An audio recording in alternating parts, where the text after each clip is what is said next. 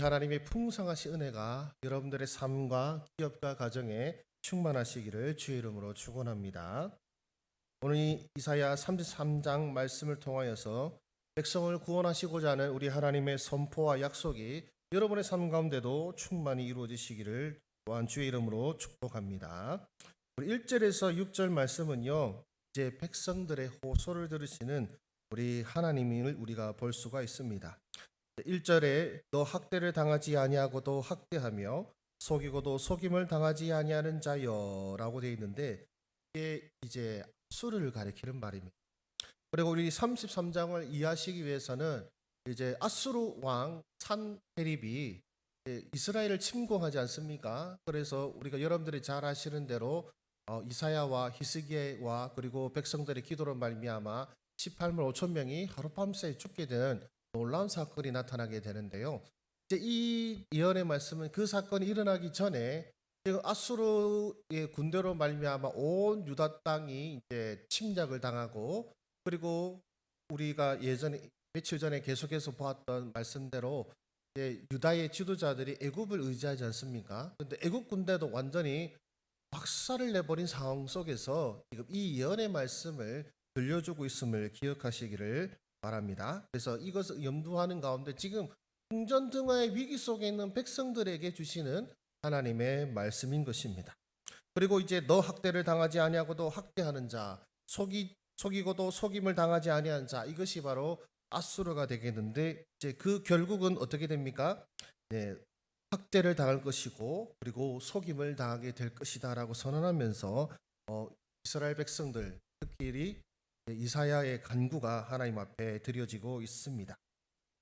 그리고 7절에서 16절까지의 말씀은 이제 하나님께서 아수르를 벌하시고 자신의 영광을 온 민족 가운데 나타내실 그 하나님을 선포하고 있고요. 17절에서 24절 말씀은 이제 아수르가 아니라 하나님이 회복시키실 시온성, 바로 그 예루살렘을 바라볼 것을 백성들에게 말씀하시는 내용을 우리가 볼 수가 있습니다. 이 말씀 속에서 우리는 어떤 하나님을 우리가 만날 수 있습니까? 바로 백성을 위해서 일어나시는 분이십니다. 우리 10절 말씀 한번 보겠습니다. 10절입니다. 여호와께서 이르시되 내가 이제 일어나며 내가 이제 나를 높이며 내가 이제 지극히 높아지리니. 아멘. 하나님께서 이제 내가 일어나겠다라고 말씀하시는 것을 우리가 볼 수가 있지요. 이것은 이제 하나님의 백성들의 간구로 인하여서 하나님께서 응답하시는 내용입니다. 그러나 우리가 여기서 또한 무엇을 볼 수 있냐면은, 이스라엘 백성들이 하나님 앞에 간구하고 또 부르짖고 할 때에 상황이 어떠냐라는 것이죠. 상황이 어떠냐, 유다의 상황이 어떠냐라는 것입니다. 하나님께서 일어나실 때에 어떤 때 하나님께서 일어나시는가라는 것이, 우리 7절에서 9절 말씀을 보시면 이렇게 말씀하고 있습니다.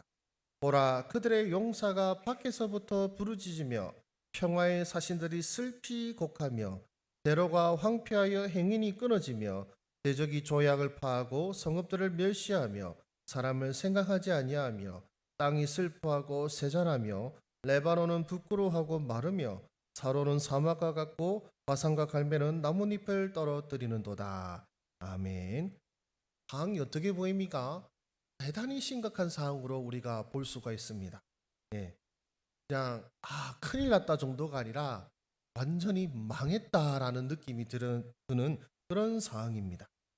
즉 하나님의 일어나심이 언제 일어나느냐? 바로 가장 절망적인 상황에서 일어난다라는 것이죠. 우리가 원할 때 주께서 일어나시는 것이 아니라 정말로 진짜 다 끝났다 싶었을 때에 우리 하나님께서 일어나셔서 그분의 능력을 보이시고 우리를 구원하심을 오늘 말씀은 우리에게 보여주고 있습니다.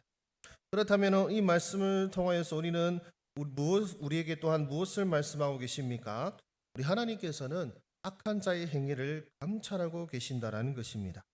아까 읽었지만 1절 말씀 한 번 더 읽겠습니다. 너 학대를 당하지 아니하고도 학대하며 속이고도 속임을 당하지 아니하는 자여 화 있을진저 내가 학대하기를 그치면 내가 학대를 당할 것이며 내가 속이기를 그치면 사람이 너를 속이리라 라고 말씀하십니다.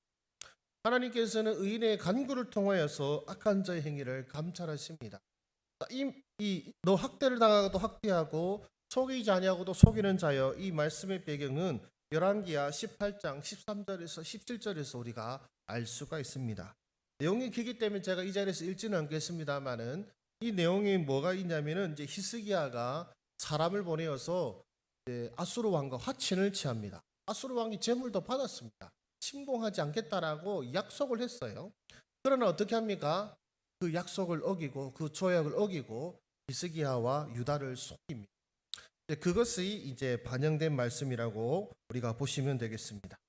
하나님, 우리를 학대하는 저들을 보시옵소서. 우리가 저들과 조약하고 화친까지 하였으나 우리를 속이고 우리를 침략하는 저들을 보시옵소서라고 간구하는 그 의인의 간구를 우리 하나님께서 들으신다는 것을 기억하시기를 소망합니다.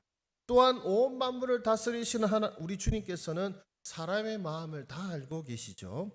그래서 하나님께서 아무것도 안 하신다라고 여기지 마시고, 바로 하나님께서 악인을 내버려 두고 또 우리로 하여금 고난당하게 하시는 바로 그 순간이야말로 하나님의 심판이 있음을 기억하시기를 소망합니다. 앞서 우리가 이사야 말씀을 우리가 묵상하셨다면 아시겠지만, 하나님께서 내버려 두시는 게 심판입니다. 하나님께서 악을 행하는 자가 악을 행할 때마다 천벌을 내리시는 것이 심판이 아니라, 악한 자가 그 악을 회개하지 못하도록 내버려 두시고, 결국 그들이 그 악을 쌓았을 때에 하나님께서 최고의 심판을 내리시기 때문에, 오히려 악인이 악을 행하도록 내버려 두시는 것이 하나님의 진정한 심판임을 기억하시기를 바랍니다.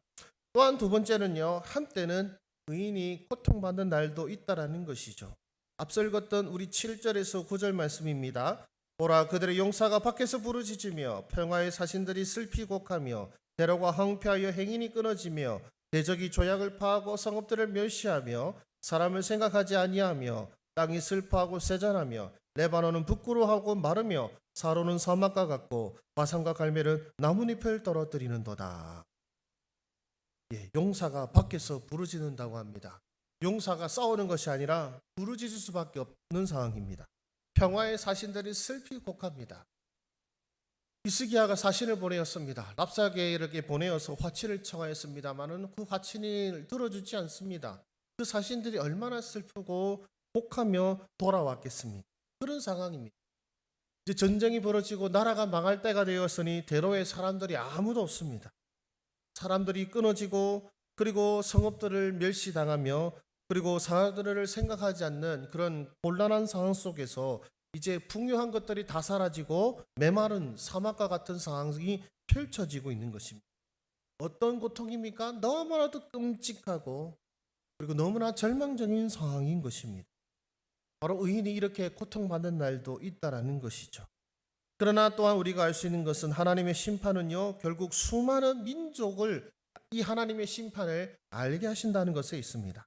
13절 말씀입니다. 너희 먼데 있는 자들아, 내가 행한 것을 들으라. 너희 가까이 있는 자들아, 나의 권능을 알라 라고 말씀하십니다.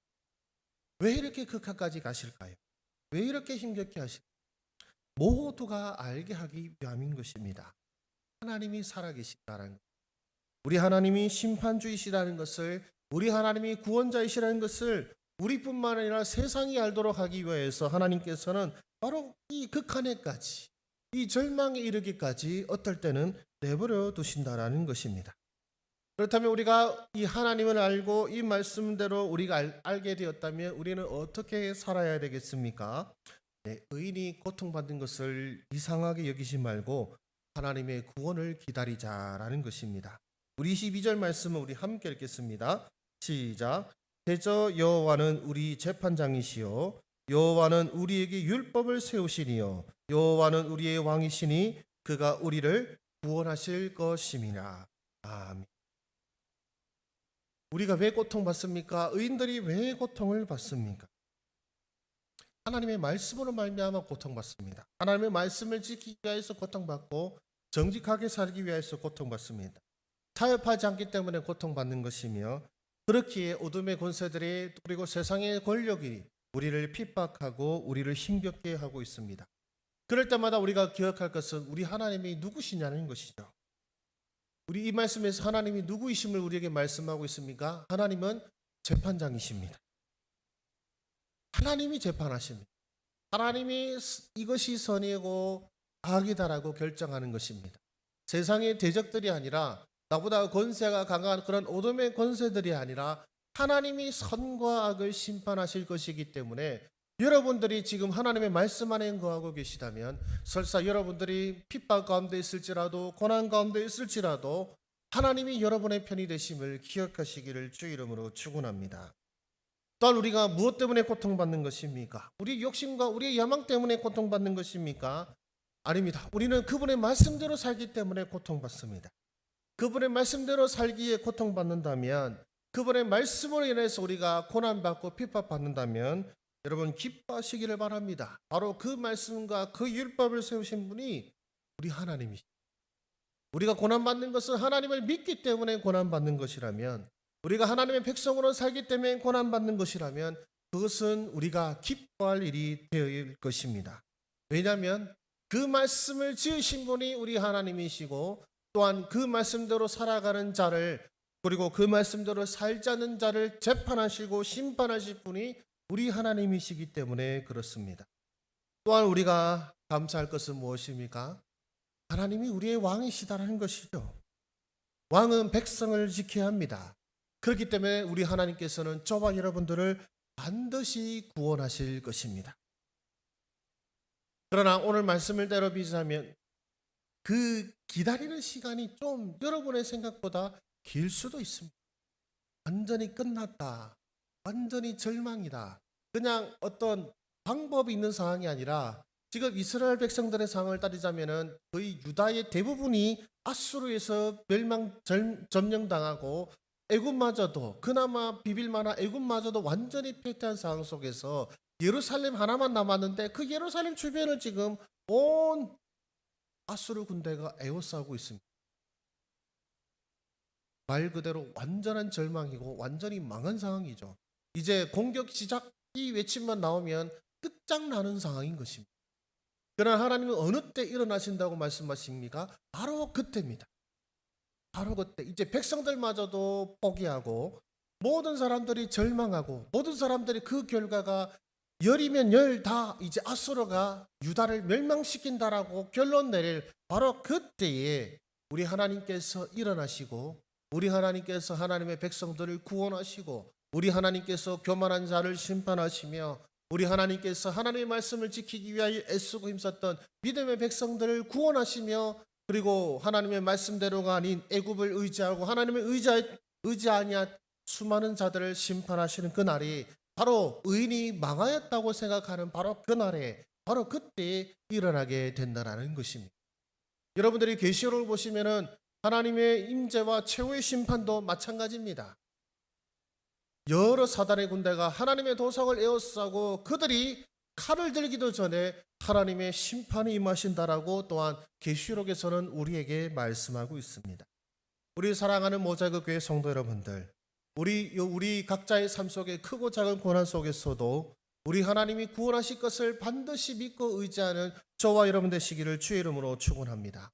또한 이 세대를 바라보는 가운데에 아직 참 우리가 망했다고 생각하는 고난이 닥쳐오진 않았지만 그러나 하나님의 말씀에 따르면 정말로 힘겨운 고난의 때가 다가오고 있음을 기억하시면서 이 고난의 때 속에서 우리가 절망하고 낙담할 것이 아니라 우리가 누구의 말씀을 붙잡고 사는지 그리고 우리 하나님이 누구신지를 기억하시면서 이 고난의 때를, 이 힘겨운 때를 기도와 말씀으로 견뎌내며 이겨나가시는 우리 저와 여러분 되시기를 주의 이름으로 축원합니다. 살아계신 우리 아버지 하나님 감사합니다. 우리 주님의 역사와 능력을 기대하고 소망하는 하나님의 백성들 되게 하여 주시옵소서. 세상은 지금도 우리를 괴롭힙니다. 세상은 지금도 우리를 무너뜨리려고 하며 우리를 넘어뜨리려고 하고 있습니다. 주여, 우리가 하나님의 구원이 더디 느껴진다 하여서 낙담하고 절망하지 않게 하여 주시옵시고 우리를 구원하실 우리 하나님, 이 땅을 심판하실 재판장이신 우리 하나님을 기대하고 소망하는 우리 하나님의 백성들 되게 하여 주시옵소서.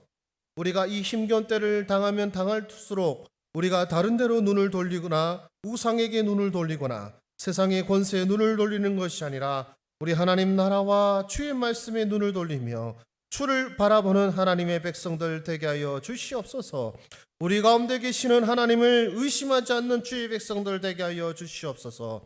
우리의 모임 가운데 함께 하시는 하나님을 의심하지 않는 주의 백성들 되게 하여 주셔서 그 말씀을 귀히 기울이며 그 말씀에 순종하며 고난이 다가올수록 더더욱더 하나님을 붙잡는 믿음의 사람들 되게 하여 주셔서 주여 우리가 도리어 우리의 대적의 재물을 탈취하는 역사가 일어나게 하여 주시옵시고 우리가 주의 은혜를 구하며 또한 능력을 받으며 주의 역사를 경험하는 하나님의 백성들 되게 하여 주시옵소서. 모든 말씀을 이고 주 예수 그리스도 이름으로 기도드립니다. 아멘. 우리 할렐루야. 우리 말씀을 생각하시면서 주여 외치며 함께 기도하시겠습니다. 주여!